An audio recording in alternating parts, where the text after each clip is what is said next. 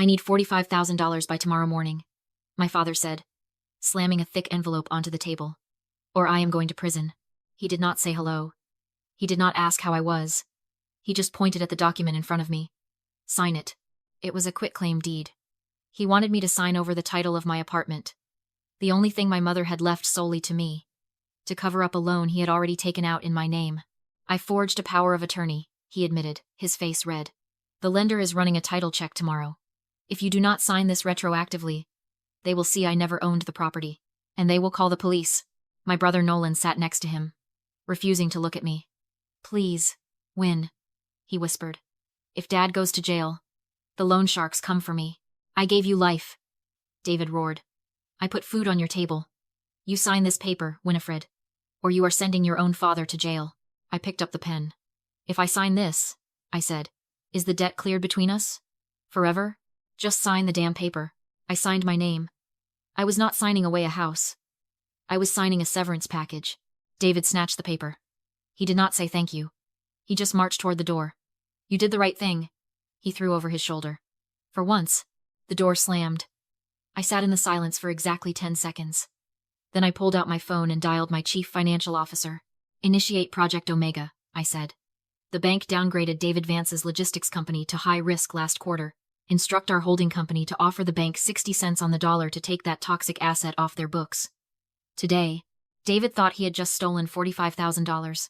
He did not know he had just sold his soul to the chairman of WH Holdings. I walked out of that suffocating apartment and did not look back. The rain had started. A cold, gray drizzle that slicked the pavement and made the city lights bleed across the windshield of my car. I did not drive back to a studio apartment. I did not drive to a rental. I drove to the 42nd floor of the Meridian Spire. The valet took my keys without a word. The private elevator scanned my fob and whisked me upward in silence. When the doors opened, I stepped into my real life. Floor-to-ceiling glass. Polished concrete. The hum of a server room tucked away in the wall. This was the fortress I had built while my family thought I was playing house. I poured a glass of water and stood by the window, looking down at the city. From up here, the cars looked like toys. The people were invisible. It was easy to feel powerful when you were looking down, but my hands were still cold from the draft in my mother's old living room. They thought I was weak. They thought I was the freelancer, the gig worker, the daughter who scrambled for scraps while Nolan was groomed for a throne that did not exist. David loved to tell the story of the great turnaround. He told it at every Christmas party, every Sunday dinner, every chance he got to hear his own voice. 3 years ago, he would say, puffing out his chest, the logistics market crashed. Everyone went under. But I had the instinct. I steered the ship through the storm. I found the investors. I saved the legacy. He was lying. He was not malicious about it. He was just delusional. 3 years ago, David Vance Logistics was insolvent. I knew because I had hacked his email using the password 123, and saw the foreclosure notices. He was 3 weeks away from locking the doors. I did not tell him. I did not offer a loan he would have refused or squandered. Instead, I created Apex Supply Chain Solutions, a shell vendor registered in Delaware. I funneled 3 massive shipping contracts through Apex directly to David's company. I paid premium rates. I covered his payroll for 18 months. I sat at his dinner table while he bragged about landing the Apex account. They saw the quality, David had said, pointing a fork at me. That is how business works, Winifred. You build a reputation, and the big dogs come calling. You could learn a thing or two if you ever got a real job. I remember staring at my plate, cutting a piece of dry roast beef. I had signed the Apex checks that morning. I was the big dog. I am happy for you, Dad, I had said. Do not just be happy, he sneered. Be ambitious. Nolan is taking over the fleet management next month. He is stepping up. What are you doing? Still designing websites? Something like that. He laughed then. A dismissive, heavy sound. Cute. Well, at least one of my kids has the killer instinct. I swallowed the insult along with the beef. I let him play the hero. I let him believe his own myth because I thought if I saved his company, maybe he would finally see me. Maybe the success would make him kind. I was wrong. The money did not make him kind. It made him arrogant. It funded Nolan's gambling. It bought the new trucks they did not need. It fueled the very ego that led him to forge a document and steal my home. I finished my water and set the glass on the marble counter. The justification period was over. I had spent 3 years being the invisible crutch that kept my father standing. Tonight, I kicked the crutch away. I was not the daughter who needed saving anymore. I was the ghost in the machine.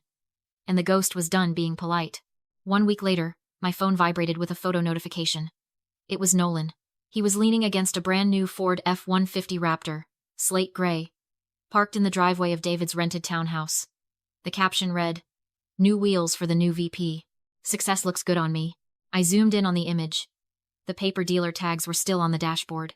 The $45,000 from the hard money loan, the money meant to pay off the loan sharks and save the family, had hit David's account on Tuesday morning.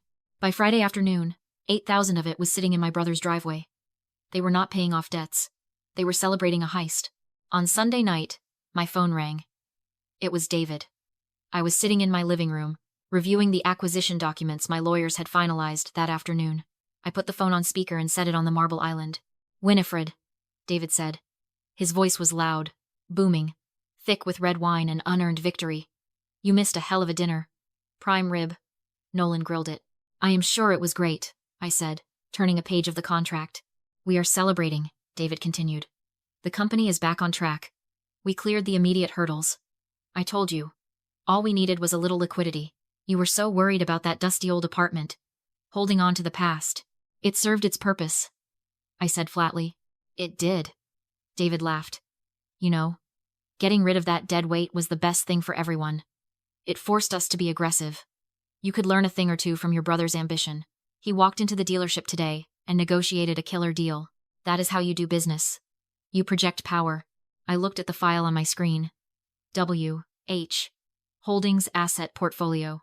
David Vance Logistics was listed right at the top. Status acquired. "Hey, Win." Nolan's voice chimed in from the background, slurrying slightly. "Do not be bitter, okay?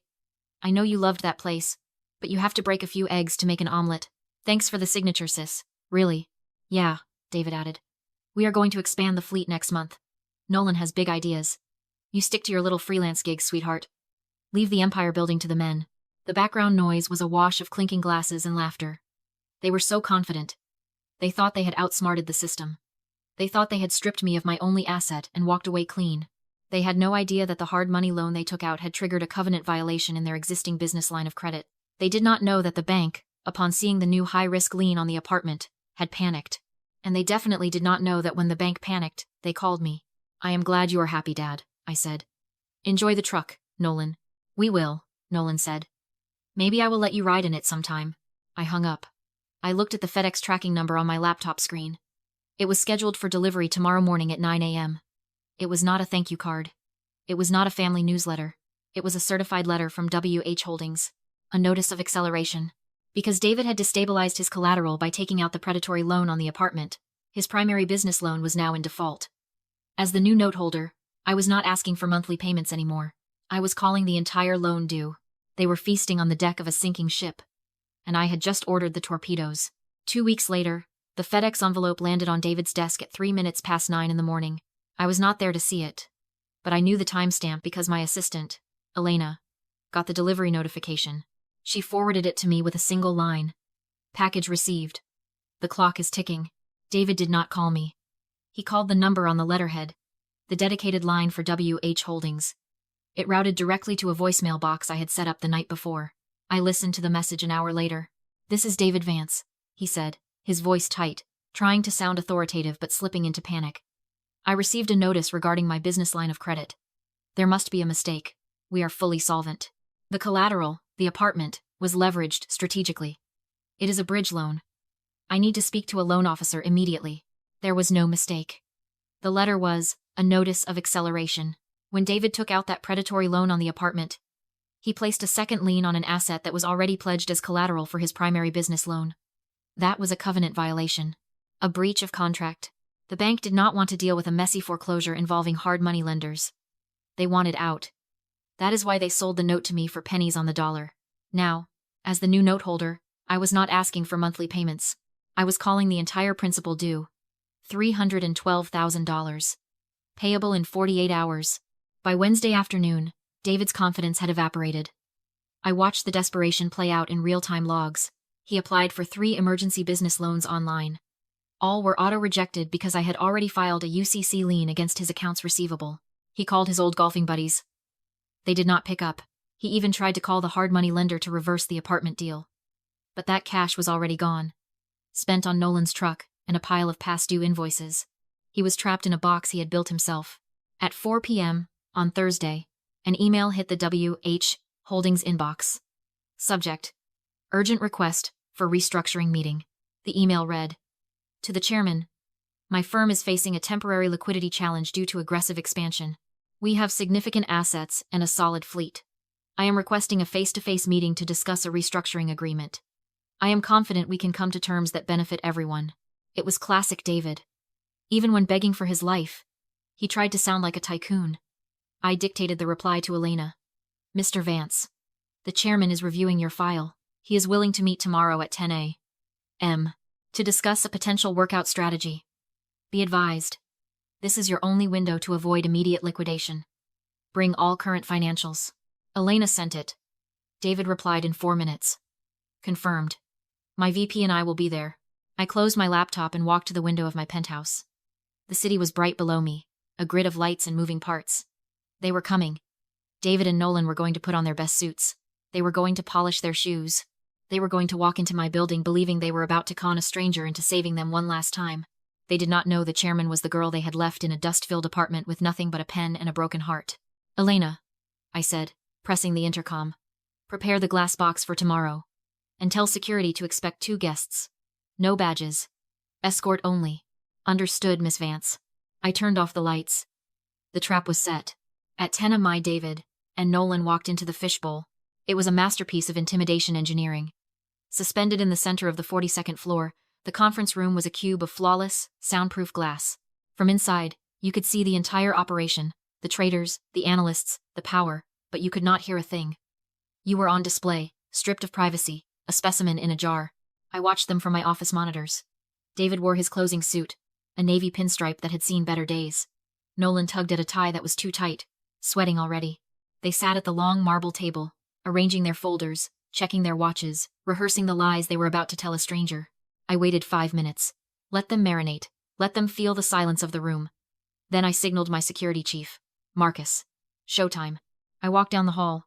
Marcus opened the glass door for me. David did not look up immediately.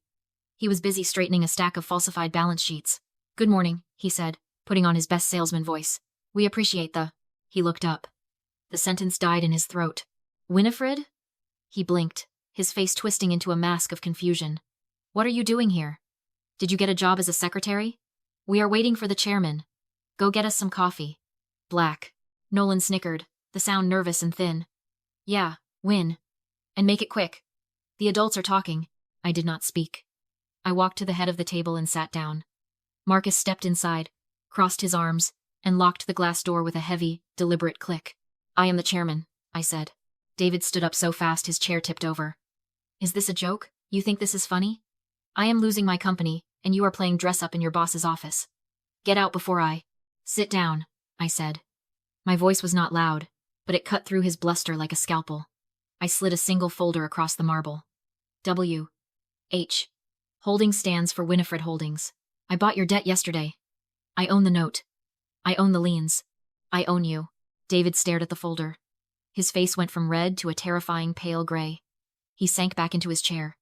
"You bought the loan?" "Pennies on the dollar," I confirmed. "Because you are a toxic asset, Dad. You cannot do this," Nolan stammered. "We are family. We were family when you stole my home," I said. "Now, we are creditor and debtor. And as your creditor, I have some questions about your bookkeeping." David rallied, trying to find his old arrogance. "My books are clean. The liquidity issue is temporary. I built this company from nothing. I am a self-made man." "No," I said. "You aren't." I pressed a button on the console. The glass walls of the room turned opaque, descending privacy shades that shut out the world. The projector hummed to life. A chart appeared on the wall. "Cash flow analysis, 2020 to 2023. This is Module 2, I said softly. "A world without Winifred. What is this?" David whispered. 3 years ago, you were insolvent," I explained, pointing to the red line on the graph that plummeted toward 0. "You were 3 weeks away from a tax evasion indictment. Then, suddenly, Apex Supply Chain appeared. A miracle client. They paid premium rates. They covered your payroll. They kept you out of prison." I clicked the remote. The next slide showed the incorporation papers for Apex Supply Chain. Signed by Winifred Vance. "I was Apex," I said. I funneled $10,000 of my own profit into your failing company every month for 3 years. I paid your salary. I paid for Nolan's car insurance. I paid for the steak dinners where you laughed at my little freelance gigs. David looked at the screen, then at me. His mouth worked, but no sound came out. The myth of his genius, the story he told himself to sleep at night, evaporated in the blue light of the projector. You are not a titan of industry, Dad, I said. You are a charity case. And the donor just closed the checkbook. You tricked me, he rasped, his eyes wet with humiliation. You let me believe. I let you survive, I corrected. But yesterday, as a condition of this meeting, you allowed my auditors to inspect your warehouse. You thought they were counting boxes. They were forensic accountants. I dropped a heavy binder onto the table. It landed with a sound like a gavel. They found the transfers, Dad. Pre-tax company revenue moved directly to offshore sports betting accounts registered to Nolan. Nolan whimpered. That is embezzlement, I said. That is tax fraud. That is 10 years in federal prison. I slid a pen across the table. Next to it, 2 documents. Option A. I hand this binder to the IRS and the FBI immediately. Option B. You sign over 100% of your equity to WH Holdings. Resign as CEO effective immediately. And vacate the premises. David looked at the pen. He looked at his son, who was shaking, weeping silently. He looked at the daughter he had dismissed as a piece of furniture. He realized then that he had never known me. He had looked at me for 29 years and seen only a reflection of his own ego. Now, the mirror was broken. He picked up the pen. His hand trembled so violently the signature was barely legible. Smart choice, I said. David signed the papers. His signature was a jagged scrawl of defeat. Nolan sat beside him, head in his hands, making a sound like a leaking tire. They left the glass box without another word. Security escorted them out the back way. I sat in the silence of the conference room for a long time. The city lights flickered on below. I thought it was over. I thought I had won. I underestimated the survival instinct of a narcissist. 3 days later, a process server dropped a thick envelope on my receptionist's desk. I did not need to open it to know what it was. The text from my lawyer, Grace, confirmed it 2 minutes later. He is suing you, she said. Civil suit. Fraudulent inducement. Undue influence. And elder abuse. I turned on the TV in my office. There was David, standing on the steps of the courthouse, wearing a cardigan I had never seen him wear before. He looked frail. He looked confused. He was playing the role of his life. My daughter, he told the reporters, wiping a dry eye, took advantage of a moment of weakness. She tricked a confused old man into signing away his life's work. She is a predator. The narrative was perfect. The big, bad corporate raider stealing the family business from her struggling father. Social media began to murmur. My board members started calling. The stock price of WH Holdings wobbled. Just a fraction. David was not trying to win in court. He knew he signed the papers legally. He was trying to blackmail me into a settlement. He wanted a payout to go away. He sent me a text that night.